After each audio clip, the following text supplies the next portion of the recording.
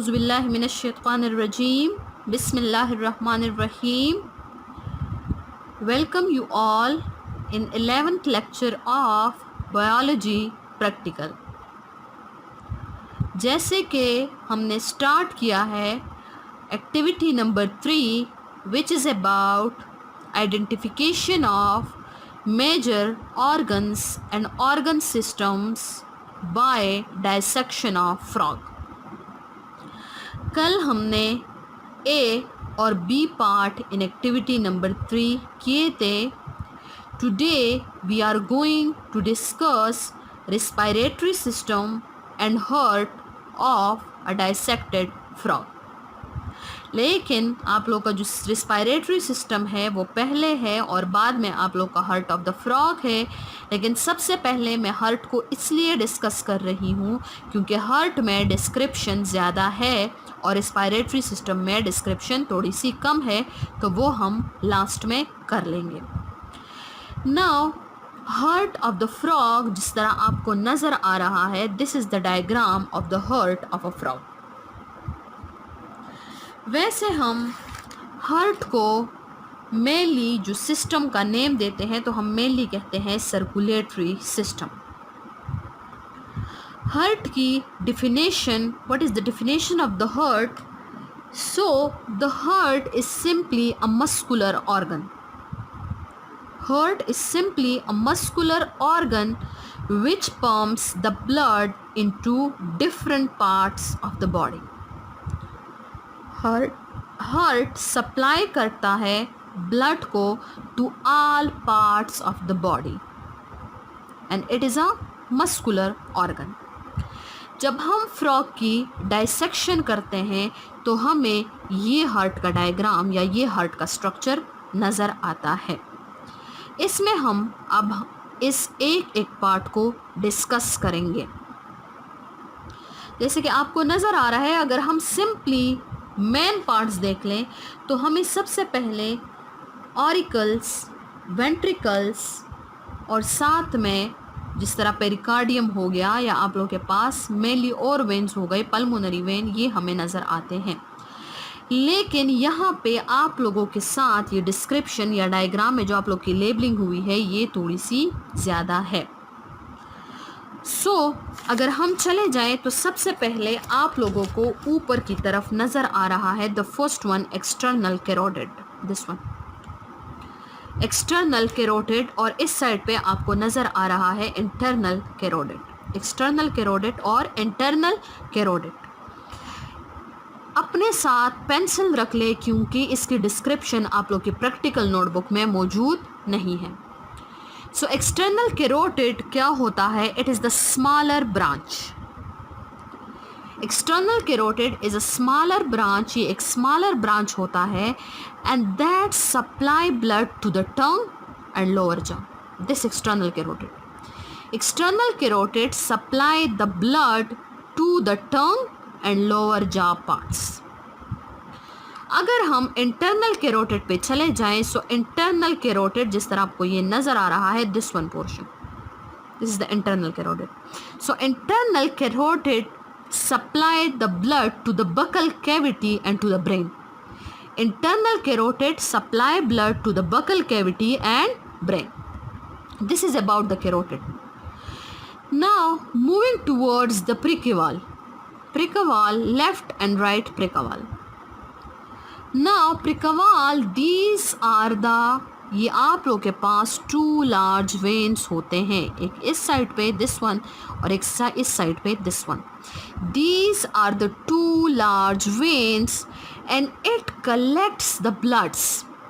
It collects the bloods from anterior parts of the body. Right precaval and left precaval. These are the two large veins and they collect the blood from anterior parts of the body. वैसे अगर हम veins को देख ले so it takes deoxygenated blood. So these precaval veins collects the blood from anterior parts of the body. Now moving towards right auricle and left auricle.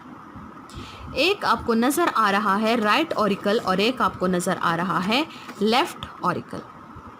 Now क्या करता है right auricle? So right auricle आप लोग के पास thin walled chamber होता है। It is a thin walled chamber which receives the deoxygenated blood. ये रिसीव करता है डीऑक्सीजनेटेड ब्लड को। अगर हम चले जाएं लेफ्ट ऑरिकल पे, this is the left auricle. So the left auricle, this one part, the left auricle. So the left auricle, it is just like right auricle, बिल्कुल same, and receives the oxygenated blood from pulmonary veins. ये क्या करता है? ये pulmonary veins से क्या करता है? ऑक्सीजनेटेड ब्लड रिसीव करता है। आप लोगों को मैंने क्या बता दिया? आप लोगों को मैंने ये बता दिया कि वेन्स में मेनली, जिस तरह मैंने इसमें बता दिया कि इसमें डीऑक्सीजनेटेड ब्लड होता है, but except the pulmonary vein, except the pulmonary vein जिसमें हमारे पास होता है ऑक्सीजनेटेड ब्लड। नाउ इसके बाद अगर हम चले जाएं तो यहाँ पे हमें एक स्ट्रक्चर नज़र आ रहा है and that is known as the truncus arteriosus. This one structure, the truncus arteriosus. Truncus arteriosus receive the blood but impure blood. It's mean deoxygenated blood. It receives the deoxygenated or impure blood from all parts of the body and pours into the right auricle. और इसके बाद दे देता है into the right auricle. As the right auricle, जिस तरह हमने start में बता दिया कि राइट ऑरिकल में हमारे पास कौन सा ब्लड होता है? राइट ऑरिकल में हमारे पास deoxygenated blood. Right auricle contain the deoxygenated blood. So ये राइट ऑरिकल ये किससे रिसीव करता है? ट्रंकस आर्टेरियोसिस से। और truncus arteriosus receive the impure blood from all parts of the body and then pours it into the right auricle. Now moving towards the pericardium. So pericardium, it is simply an outer protective covering. Pericardium is simply an outer protective covering. Pericardium, this one, simple and protective covering. Now अब आपको last में यहाँ पे तो simple आप लोग को नज़र आ रहे हैं ventricle, the lower parts of the heart. इस तरह ऑरिकल आप लोग के पास अपर पार्ट्स है, इस तरह वेंट्रिकल आप लोग के पास lower parts of the heart है। लेकिन यहाँ पे आपको ये नज़र आ रहा है पोस्ट कैवल। ना क्या करता है पोस्ट कैवल? जिस तरह आप लोगों को मैंने प्री कैवल के बारे में बताया था, सेम कंडीशन पोस्ट कैवल। लेकिन प्री कैवल में आप लोगों को मैंने बताया था क्या कि from the anterior parts. Pre caval में आप लोगों को मैंने बताया था from anterior parts. Same post caval, same condition, same चीज़ होती है, लेकिन this collects the blood from posterior parts of the body. अब पोस्टीरियर पार्ट्स हमारे पास कौन कौन से पार्ट्स होते हैं? तो posterior parts liver, kidney, hind limbs. तो क्या करता है? वहाँ से ये ब्लड को कलेक्ट करता है। This is all about the structure of the heart. यकीनन आप लोगों को समझ आई होगी। हमने पढ़ा एक्सटर्नल कैरोटिड, इंटरनल कैरोटिड। दोबारा ज़रा एक दफ़ा बता देती हूँ, external carotid, internal carotid. Simple supply, external जो है तो supply blood to the tongue and lower jaw, and internal to the buccal cavity and brain. Precaval two large veins collect blood from the interior parts of the body. First caval from the posterior parts of the body. Now truncus arteriosus receive impure blood from all parts of the body and pours into the right auricle. फिर इसके बाद हमने क्या पढ़ा? फिर उसके बाद मैंने आप लोगों को बताया राइट ऑरिकल और लेफ्ट ऑरिकल के बारे में। और इसके बाद हमने पढ़ा पल्मोनरी वेन। आपको मैंने साथ में बता दिया कि all the vein carries deoxygenated blood except the pulmonary vein which contain the oxygenated blood. This is all about the heart of a frog. Now moving towards the respiratory system of a frog. Now this is respiratory system of a frog. हम normally respiration किसको कहते हैं? सबसे पहले respiration की definition, that what is meant by respiration. So respiration, the exchange of gases between an organism and an environment is known as the respiration. It's mean कि exchange of gases, जब एक organism और environment के बीच में ये होता है. So this is known as the respiration. इसको हम क्या कहते हैं? इसको हम कहते हैं respiration. This is the respiratory system of a frog. अब आप लोग ये कह रहे होगे कि हमें तो इसमें हार्ट भी नजर आ रहा है, एसोफेगस भी नजर आ रहा है. So these are not the respiratory organs. यहाँ पे जो मेन रिस्पायरेटरी ऑर्गन्स आपको नजर आ रहे हैं, ये आपको नजर आ रहे हैं लंग्स. क्या नजर आ रहे हैं आप लोगों को? मेनली आपको नजर आ रहे हैं लंग्स. अगर हम देख लें तो respiratory system of a frog जब हम ऑब्जर्व करते हैं, उसको डायसेक्ट करते हैं, तो इसमें हमें लंग्स के अलावा, चूंकि इसमें आप लोग को इस डायग्राम में नहीं बताया, लेकिन लंग्स के अलावा हमें और क्या नज़र आता है? हमें इसमें नॉस्ट्रल्स भी नज़र आते हैं. नॉस्ट्रल्स अभी मैं बताती हूँ कि what is mean by the nostrils. Nostrils भी नज़र आते हैं और साथ में जो लैरिंक्स का ट्रेकियल चैम्बर होता है वो भी हमें नज़र आता है. अभी आप लोगों को मैं एक एक करके डिटेल से बताती हूँ. लेकिन सबसे पहले हम जाएंगे किस चीज़ पे कि फ्रॉग में रिस्पायरेशन कैसे होती है. So there are 3 types of respiration in a frog. एक फ्रॉग में 3 टाइप्स ऑफ रिस्पायरेशन होती है.